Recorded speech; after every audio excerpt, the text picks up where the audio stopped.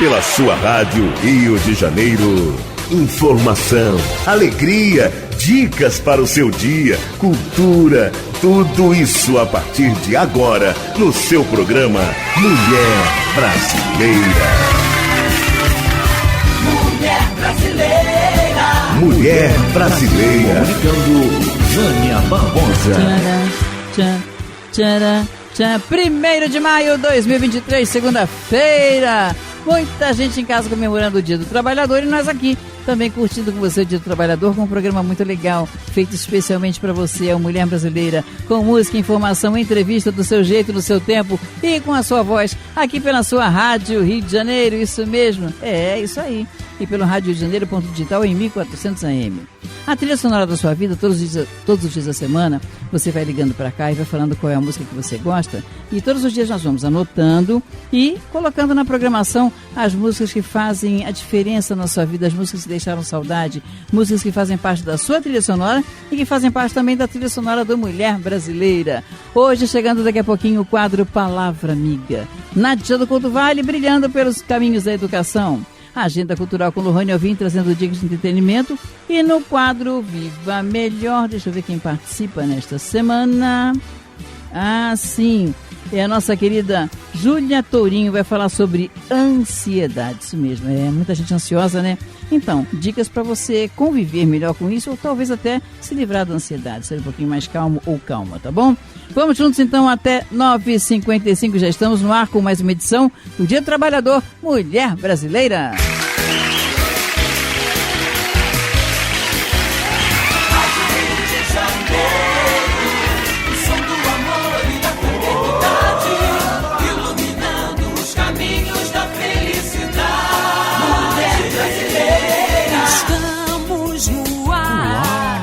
Trazendo mensagens de luz.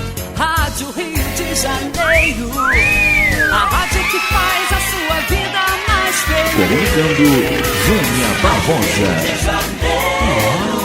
O som do amor e da fraternidade, iluminando os caminhos da felicidade.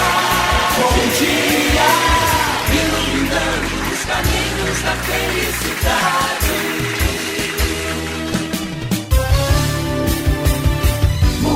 Brasileira.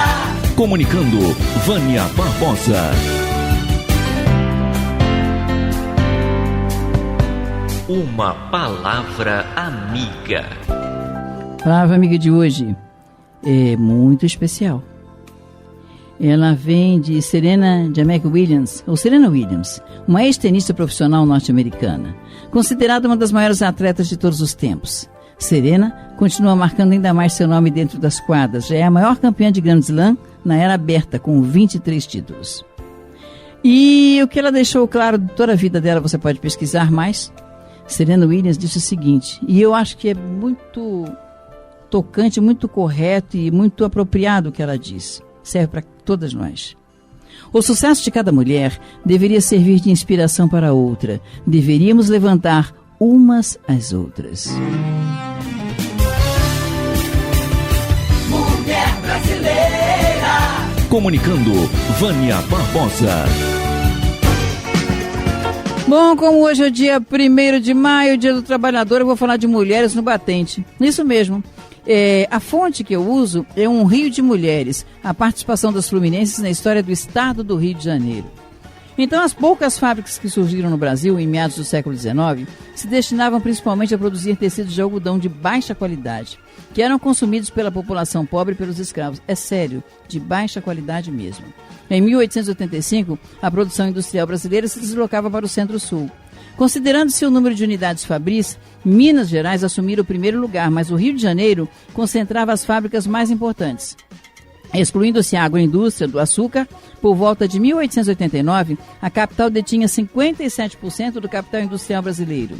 Então, a indústria brasileira teve seu primeiro surto significativo na última década do Império, entre 1880 e 1889. Desde o último quartel do século XIX, o estado fluminense foi palco de um processo cada vez mais acelerado de expansão demográfica. E as razões desse processo estão ligadas a um papel desempenhado pelo Rio de Janeiro como centro político, administrativo do país e principal elo na conexão econômico-financeira internacional. através de um comércio importador e exportador, além da sede da maior rede bancária localizada no país.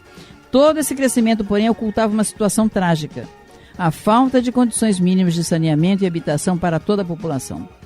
Juntava isso também as condições de trabalho, já que hoje em dia o trabalhador, extremamente precárias, a que eram submetidos os trabalhadores das fábricas, em especial a mulher proletária, não só no Rio de Janeiro, como em todo o Brasil. Em 1901, as operárias, juntamente com as crianças, constituíam, as operárias em 1901, juntamente com as crianças, constituíam 72,74% da mão de obra têxtil, sendo comum o trabalho de mulheres e crianças por 18 horas seguidas, mesmo aos domingos, pasmem. Elas ganhavam, como até ainda hoje acontecia, menos que os homens, embora fizessem as mesmas tarefas, e eram consideradas incapazes física e intelectualmente.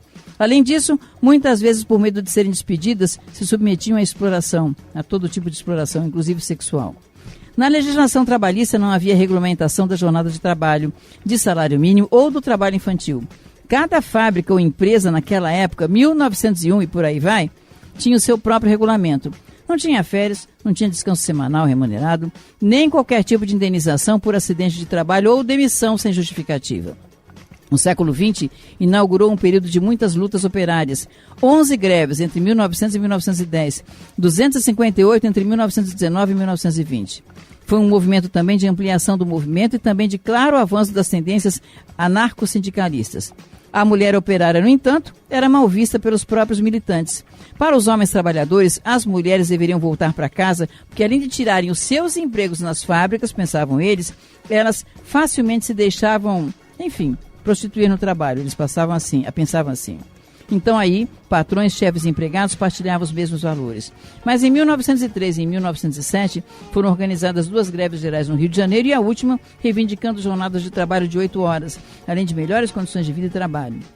Em 1919 também teve uma greve de costureiras no Rio de Janeiro, liderada por Elvira Boni de Lacerda. Ainda no mesmo ano, Elvira criou a União das Costureiras Chapeleiras e Classe Anexas, juntamente com Elisa Gonçalves de Oliveira, Aida Moraes, Isabel Peleteiro, Noêmia Lopes e Carmen Ribeiro, entre outras companheiras de ofício. O grupo era apelidado de Abelhas do Luxo. A União das Costureiras participou do 2º Congresso Operário Brasileiro, realizado em abril de 1920, quando Elvira presidiu a cerimônia de encerramento do encontro. Então, se hoje é um dia do trabalho, você pode pesquisar mais mulheres no batente, você vai encontrar uma história riquíssima, principalmente do Rio de Janeiro. Tem a Primeira Guerra Mundial provocando o recuo do movimento grevista, da classe trabalhadora, tem essas abelhas do luxo, e depois passa toda a parte de 1920, várias mulheres continuaram atuando, como Amélia Garrido, Anita Figueiredo, integravam o grupo Teatro Social, que ensinava dramas e comédias libertárias, e por aí vai, até os dias de hoje. Então, o Dia do Trabalho não é só um dia para você dizer assim, vou descansar, não. Até hoje, graças às mulheres no batente e outras tantas que nos antecederam, nós temos isso. É isso aí. O Rio amanheceu cantando, ouvindo a Rádio Rio de Janeiro. 1400 AM, a emissora da fraternidade. Mulher brasileira. Comunicando, Vânia Barbosa. Minha vez de uma grande mulher brasileira, Nádia do Couto Vale, é com você. Pelos caminhos da educação. Com Nádia do Couto Vale. Olá, amigo, amiga, ouvinte, internauta que seguem conosco pelos caminhos da educação e seguem prestando atenção para aprender coisas, não só aqui comigo, mas em toda a programação e todos os tipos de experiência que nós temos, porque dependemos de atenção para guardarmos, armazenarmos aprendizagens. Evidentemente, precisamos de atenção para nos concentrarmos, mas nós sabemos que às vezes a concentração é complicada, porque existem ruídos externos a nós, e já falamos sobre esse tipo de atenção que é involuntária quando uma atividade é interrompida.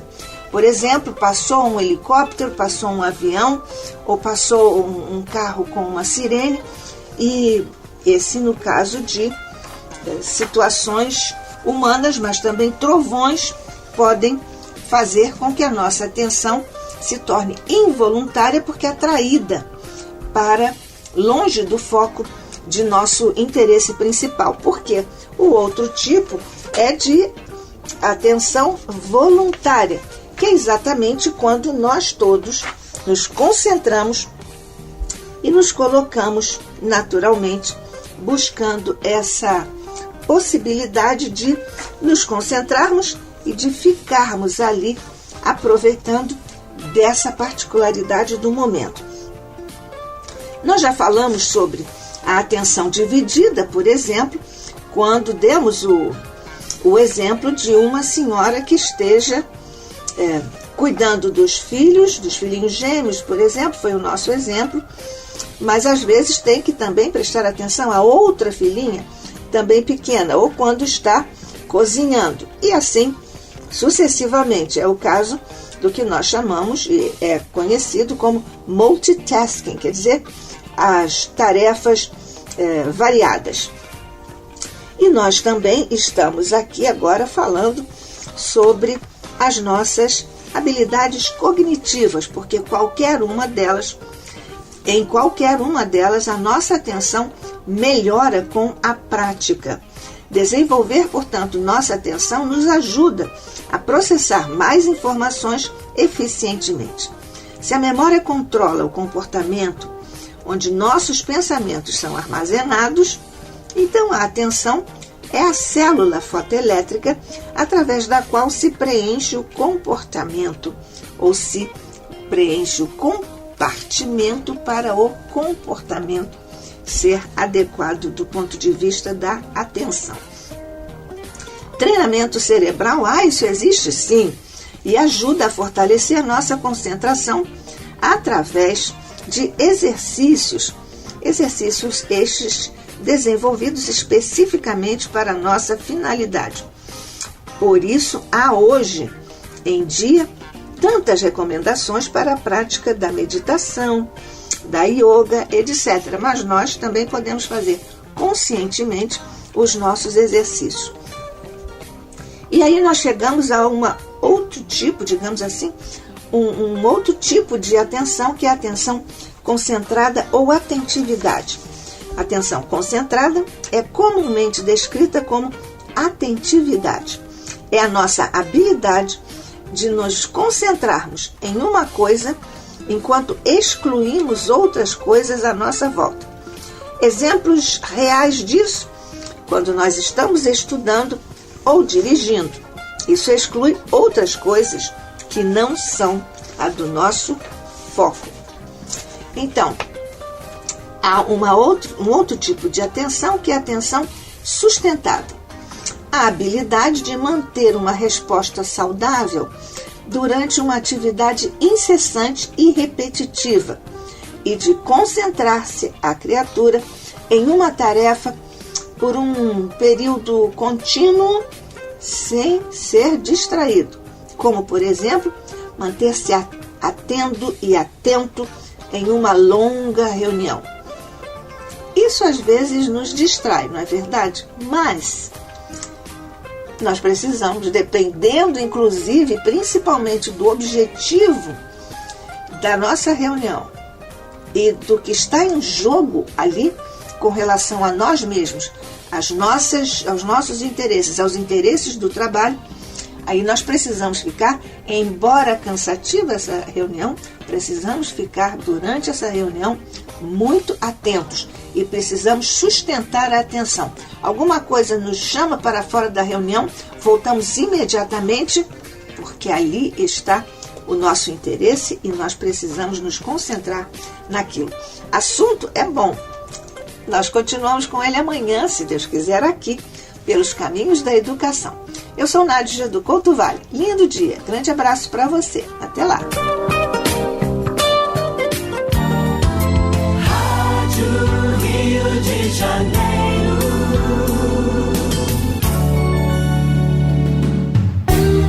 Você está ouvindo Mulher Brasileira. Agenda Cultural. Que bom ter você aqui nesse feriado maravilhoso. Bom dia, Lohane. Bom dia, Vânia. O que temos de evento para esse nosso feriado? Conta aí. Então, a primeira dica do dia é o show do grupo Roupa Nova, no dia 4 de agosto, sexta-feira, no Ribalta, na Barra da Tijuca, às 10h30 da noite. Vou reservar. Mais de 20 milhões de cópias vendidas, 38 discos lançados e 35 temas de novela. É assim que a banda Roupa Nova segue em 2023, com números que impressionam e shows cada vez mais lotados. Os ingressos podem ser adquiridos no site uhu.com. Uhul, Roupa Nova é tudo de bom. O que mais? E o Jurassic Land chegou ao Shopping Jardim Guadalupe, na zona norte do Rio, e permanecerá até o dia 5 de julho para a diversão dos apaixonados por dinossauros. A atração funciona no primeiro piso do estabelecimento, com sessões às sextas-feiras, às 7 da noite, e aos sábados e domingos, 5 da tarde e 7 da noite, com duração de cerca de 50 minutos. No espaço, os visitantes vão poder fazer uma imersão na era jurássica com réplicas de dinossauros bem realistas em um espetáculo mágico para crianças e adultos. O espaço dispõe de um cenário temático e especial com luzes, sons e atores como adestradores dos gigantescos répteis, que medem cerca de 4 metros de altura. Sério? São articulados, Vânia, e emitem rugidos. O ingresso custa R$ 25 e poderá ser adquirido na própria bilheteria ou pelo site www.jurassicland.com.br. Vou me sentir num filme de Spielberg. É isso aí. Fala mais, o que mais? A próxima dica é o show do Daniel Boaventura. Em homenagem ao Dia das Mães, o cantor se apresenta no palco do Qualistage, na Barra da Tijuca, no dia 13 de maio. No repertório estão as principais faixas dos seus 4 DVDs. Daniel Boaventura ao vivo, Your Song, ao vivo no México e From Russia with Love. Releituras de Frank Sinatra, Elvis Presley, Luiz Miguel, Tom Jobim e Roberto Carlos. Uau. Para a compra de ingressos, basta acessar o site qualistage.com.br. Luiz Miguel também? Também, Vânia. Eu sei de uma amiga que gosta desse menino, você. Vale a pena. Vamos lá também, né? Fala lá, E com uma expectativa de receber mais de 40 mil pessoas nos 6 dias do evento, o Shopping Downtown se prepara para dar início às atividades da terceira edição do Sabores da Roça, que acontece em 2 finais de semana na Barra da Tijuca. O evento é uma oportunidade para que 30 pequenos produtores rurais na região sudeste apresentem iguarias e produtos típicos da roça. A programação também inclui oficinas para a criançada e será realizada na cozinha gourmet, Vânia. Sabor da roça deve ser bom, né? Deve ser muito bom. O que mais? Conta aí. Bom, a próxima e última dica do dia é o Disney on Ice, a partir do dia 14 de junho na Junesse Arena, na Barra da Tijuca. Bom. Comemorando 100 anos de emoção, a temporada chega ao Brasil com novidades. A magia da Disney retorna ao Brasil para a temporada em 3 capitais, com um espetáculo que mistura inspiração, coragem e determinação, através de histórias como Moana, Frozen e as novidades da temporada, Encanto e Toy Story. Os ingressos também podem ser comprados no site uhu.com. As meninas que gostaríamos de ser, né? É. Que momento, né? Mágico, né? Com Legal. Certeza. Vamos assistir, então? Vamos a todos, Vânia. Maravilha, a gente se encontra. Leva a Isabela também. Vamos, Leva o Kleber com também. certeza. Beijo. Bom feriado. Bom feriado.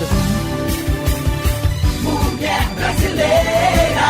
Comunicando, Vânia Barbosa. Então, programa bonito, Mulher Brasileira, mas daqui a pouquinho eu volto. Comercial chegando. Mulher brasileira. Comunicando, Vânia Barbosa. Mulher brasileira.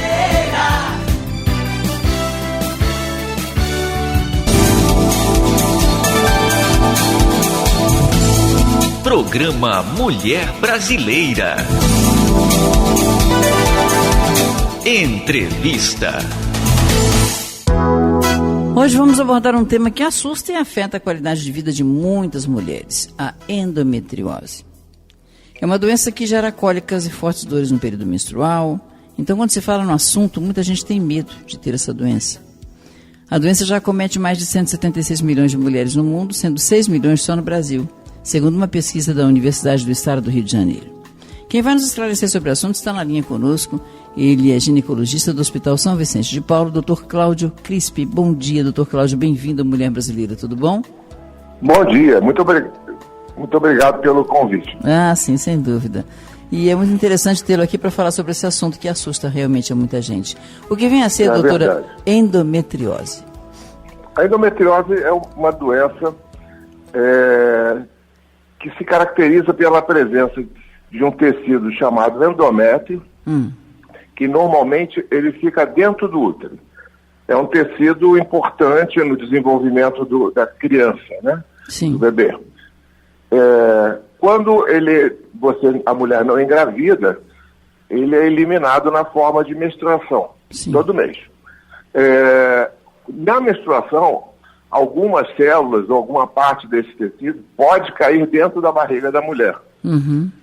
E em algumas mulheres que têm uma deficiência genética e, consequentemente, imunológica, esse tecido pode crescer dentro da barriga e se transformar em tumores. Sim. E ele vai estar causando doença, dependendo do órgão que ele foi se alojar. Sim. No ovário, no útero, no intestino, na bexiga, no nervo e assim por diante. Uhum. Os sintomas são dores? A princípio são dores? Como é que a pessoa percebe que pode ser isso? A princípio sim, é só a gente entender que nós temos um corpo estranho dentro da barriga, né? Sim. E o organismo está combatendo esse corpo estranho. Esse combate gera uma reação inflamatória. Tá. Essa reação inflamatória em qualquer coisa, desde um espinho na mão até um tumor, gera uma inflamação. Sim. Inflamação dói, né? E essa dor vai estar com características dependendo do órgão que ela está alojada, né? Se é perto do útero, vai dar mais cólica. Se é perto da bexiga, vai dar mais dor a urinar, ou dor ao evacuar, e assim por diante. Sim. A endometriose, no caso, então, prejudica as pessoas que querem engravidar, certo? Sim. O ambiente inflamatório dificulta a mulher engravidar. Então, as mulheres que têm endometriose, ela não está impedida, Sim. mas elas têm dificuldades para engravidar. Agora, nas mulheres inférteis, nós vamos encontrar a endometriose como causa principal acima de 70% dos casos. Poxa vida. Nossa, mãe. Então, agora, é necessário então que se vá sempre ao ginecologista para que se observe se estamos passando por esse processo ou tem algum outro sinal que possa indicar isso, além da cólica? Olha, a endometriose, ela normalmente se caracteriza por uma cólica absurda, né? progressiva. Sim. Ela todo mês vai piorando, porque aquele tumor dentro da barriga vai crescendo todo mês. Então isso é uma característica muito forte. Se a gente escutar a paciente e investigar isso, nós vamos fazer o diagnóstico. O que acontece, né, no Brasil e no mundo são questões culturais de educação médica e educação da população. Sim. A educação médica para que o médico possa ser mais bem preparado para fazer diagnóstico. Certo. Isso tem que crescer. E na população leiga, né, o entendimento de que dor não é normal, né? Então, uma luta constante é de deixar a mulher ter voz, ela reclamar da dor e ser escutada. Dor na relação sexual, dor de cólica, dor para evacuar, dor para urinar. São quadros clínicos muito floridos, né? Que não é possível a gente não pensar nisso. E continuamos não pensando, entendeu? Sim. O tratamento como é feito, doutor? O único tratamento é cirúrgico. É a remoção desses focos, né? Sim. Não que todo mundo precise fazer isso. Existem controles clínicos que nós podemos fazer usando hormônios, analgésicos, anti-inflamatórios, dietas específicas, atividade física, e uma série de recursos que a gente lança a mão antes de indicar uma cirurgia. Sim. Agora, quando precisamos remover a doença, aí só a cirurgia mesmo. Sim. E o tempo de recuperação, claro que varia de pessoa para pessoa, mas tem uma média mais ou menos de tempo? Da cirurgia? Da cirurgia para a pessoa. A cirurgia é feita por vídeo, né? Vídeo, laparoscopia ou robô. Sim. Então, assim, o período de internação é 2, 3 dias. E em 15 dias, 20 dias, a mulher está com atividade muito perto da normalidade. Que bom, isso é maravilhoso. E aí, em feito o tratamento, tá? Quem pergunta aqui é a Celeste de Bangu. Em feito esse tratamento, ela pode engravidar? Quando nós fazemos a cirurgia, nós recuperamos em 60% a competência da mulher em engravidar. Que legal. É muito bom. Muito bom. Então, na verdade, que as pessoas têm que ter entendimento de dor não é normal, né? E começar a buscar isso. Porque muita gente assim, mas isso é normal, a mulher sente dor mesmo. Tem gente que tem essa teoria. Isso. Essa cultura que tem que acabar, né? Exatamente. Puxa vida. Você vê que a mulher dá sempre um sobrenome à dor, né? A senhora sente dor e tal, eu sinto, mas eu sou forte. Tem isso. Sinto, mas eu sempre tenho uma desculpa, né? Porque ela foi educada assim. Exatamente. Ela não, como se ela não tivesse direito de reclamar. É como se a dor fosse fraqueza do ser humano, e principalmente da mulher. É verdade. Ela já sofre tanto com a pressão social, né? Que achata as suas possibilidades, que ela ficar reclamando, ela se sente uma chata, né? Exato. E acaba não falando. É uma questão de cultura mesmo. Exatamente. Né? E eu já de cara parabenizo o senhor por ter esse entendimento, porque é difícil se encontrar um médico, um homem que entenda que isso é uma coisa cultural e que tem que ser revertida. Eu agradeço muito. Obrigado. É verdade. Porque é muito importante quando a gente encontra um profissional que tem esse entendimento e que nos fala através do rádio sobre isso. Porque tem muita gente assim, fui no médico e falou assim, normal, minha filha, você é mulher. Então, que bom que nós temos mais um aqui que pensa que é diferente, não é normal ter dor. Tem que buscar isso. Eu luto com isso há mais de 30 anos. Né? Parabéns. Tentando fazer com que tanto a classe médica quanto a classe leiga levante uma bandeira contra a dor, né? Exatamente. Se fosse normal, né? Puxa vida, não é, né? Não é. Então, o que mais o senhor pode nos orientar, então, as nossas ouvintes, em relação a isso? Que se previnam, que busquem um ginecologista, o que mais? Isso. Não se conformar com esse discurso minimalista, né? De que você é chata, de que você está inventando moda, que é frescura, que você não quer trabalhar. Tem tantas frases que são deletérias à qualidade do ser humano. Exato. Eu nem vou seguir dizendo aqui. Dor não é normal. O seu ginecologista, o seu médico, ele tem que investigar. Ele não tem o direito de achar que a dor é normal. Não existe isso. Se você reclamou, ele tem o dever de investigar, porque o primeiro dever do médico é aliviar a dor. Exatamente. Olha, estamos chegando ao final da nossa conversa. Eu quero deixar alguma rede social para que as pessoas possam fazer mais perguntas, mas muito obrigado e parabéns pela sua atuação, viu? Muito obrigado. Que bom. Muito obrigado. Um bom dia para você e todos os seus ouvintes. Ok. Falamos então com o doutor Cláudio Crispi. Ele é ginecologista do Hospital São Vicente de Paulo. E que legal, né, que a gente descobriu, né? Nós temos um grande homem brasileiro que sabe que a dor não é normal. E quando a mulher se queixa, vai lá, investigue. Seja você ginecologista, homem ou mulher, investigue se o seu paciente sente dor, porque sentir dor não é normal. Repito, é Dr. Cláudio Crispi, ele é ginecologista do Hospital São Vicente de Paulo. Acesse lá, Hospital São Vicente de Paulo. Rádio Rio de Janeiro. A emissora da Fraternidade, 51 anos. 1400 AM. Mulher brasileira. Comunicando, Vânia Barbosa. Pela sua rádio Rio de Janeiro, Mulher Brasileira.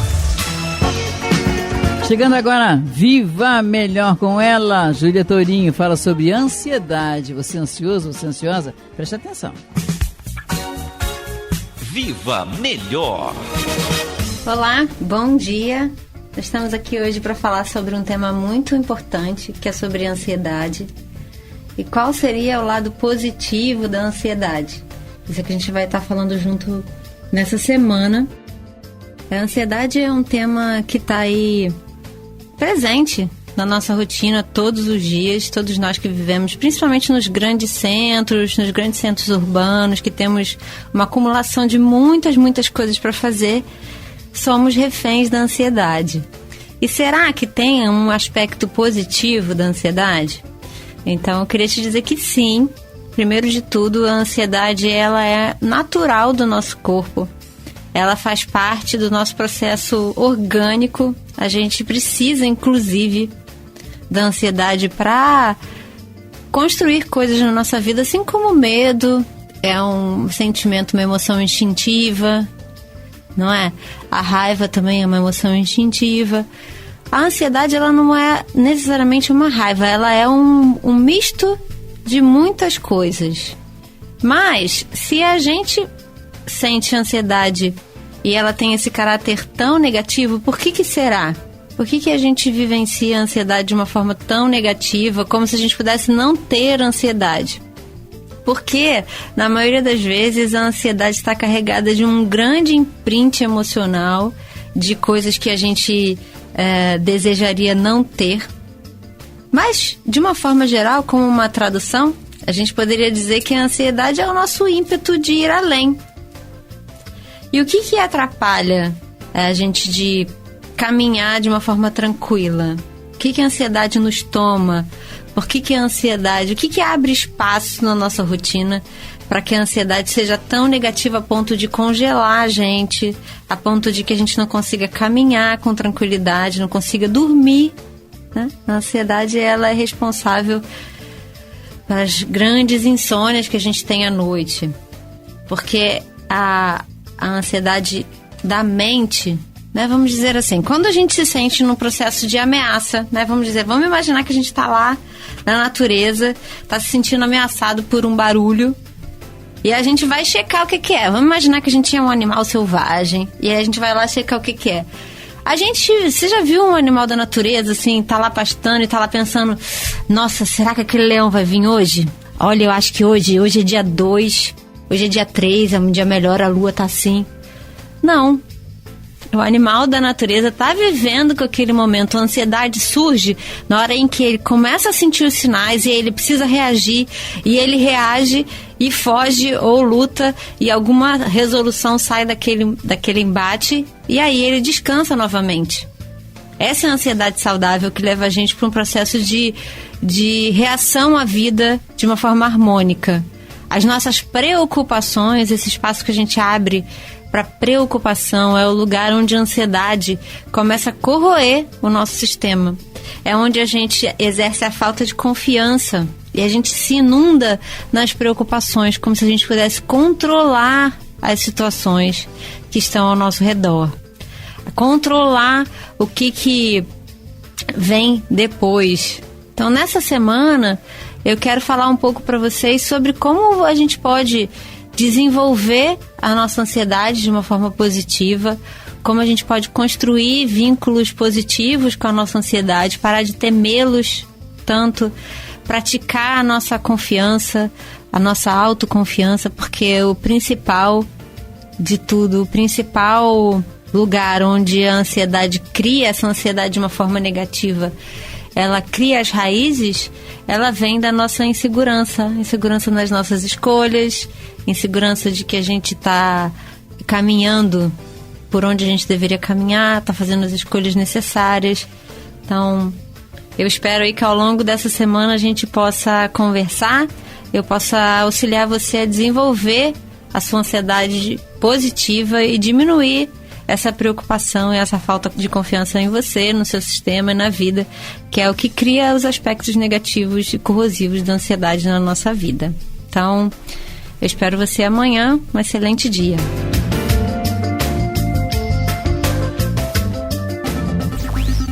A sua Rádio Rio de Janeiro está na internet. Acesse radioriodejaneiro.digital. Bom, gente, tô indo nessa, super feriado, tudo de bom pra você. Aproveite bastante esse Dia do Trabalhador. Aproveite, pode ir a Paquetá, pode fazer N coisas, ficar em casa, enfim, se reunir com a família. Aproveite bem. E amanhã, já sabe, Mulher Brasileira com Moniquinha Venerável, isso mesmo. Parabéns, tudo de bom pra você que tá curtindo aí o feriado. E amanhã, Moniquinha junto com vocês também vou ouvir, tá bom? Beijo, Moniquinha, tudo de bom pra você. Eu tenho certeza que você representa muito bem a mulher brasileira. E para todos vocês, super beijo. Obrigada, Clever, obrigada, Isabela. E todos que fizeram desse Mulher Brasileira, de todas as edições, um grande sucesso. Beijo, até dia 22. Você ouviu Mulher Brasileira.